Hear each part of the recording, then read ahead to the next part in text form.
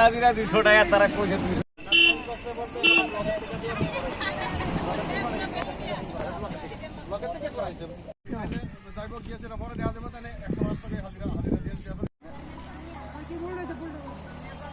Output শোনাটা কাজ করলাম ভাই, কত টাকা দিব?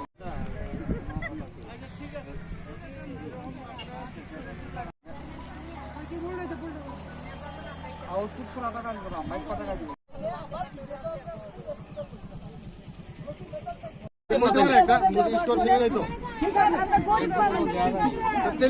কথা দিয়ে যাই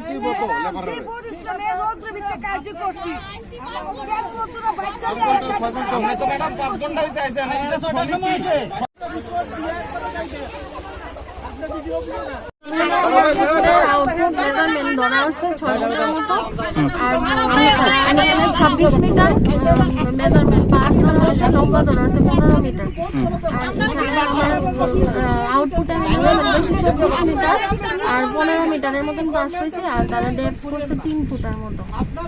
এই হিসাবে তারা যে আউটপুট হচ্ছে তারা ওটা মানতে রাজি না, তারা 200 টাকা করে দেওয়া দিচ্ছে, 212 টাকা দেওয়া দিচ্ছে। তো এখন এই ব্যাপারটা নিয়ে আপনি মানে তারা কি অবগত করছেন? আমার হিসাবে তো 165 টাকা আইছে। আমি বলছি যে আপনারা 165 টাকা করে তারা এটা মানতে রাজি না।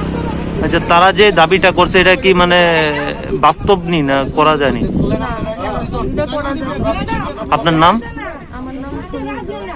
হ্যাঁ, সুমিতা দাস। আপনার কি দায়িত্বে আছেন? আমি জুনিয়র বিশালগড় ব্লকের বিশালগড় ব্লকের। আচ্ছা, মানে একটা পুকুরের কাজ আছে। হ্যাঁ, পুকুরের কাজটার মধ্যে 588 লেবারের কাজ আছে। কাজটা কমপ্লিট হয়েছে, কমপ্লিট হওয়ার পরে তাই ইঞ্জিনিয়ার আইছে। ইঞ্জিনিয়ার এসে করতেছে যে এটা কাজ হয়েছে না, হ্যাঁ এটা লেবার মানে 210 টাকা নানান জায়গার মধ্যে এখানে আছে, ওইখানে তাই নিজের নিয়ম ছাড়াও তাই না এস্টিমেট করে, আর নেক্সটে আবার কি করে তাই নিয়ম ছাড়াও তাই টাকা দেয়। তাইনের কাছে কলম আছে, তাই শুধু আমরা এই গরিব মানুষ ঠকানোর লেগে তাই মাহির, এমনি কিন্তু অন্যান্য লাইনে আছে তাই। আজকে কি হয়েছিল ঘটনা? আজকে আমরা শ্রমিক এই 4 নম্বর 5 নম্বর ওয়ার্ডের মধ্যলকিবিল পঞ্চায়েতের, তো তারা এখানে রেগার শ্রমিক আছে, তারা কইতাছে যে আমরা কাজ করছি, আমরা পুরো মেজারমেন্ট করো। তো মেজারমেন্ট করার পরে এবার তাই মেজারমেন্ট করছে, মেজারমেন্ট করার পরে শ্রমিকরা জিজ্ঞাসা করছে আমরা হাজিরা কত করে আইতে পারে, কয় 100 টাকা 105 টাকা। তারপরে কইছে না আমরা এরকম হইলে মানতাম না।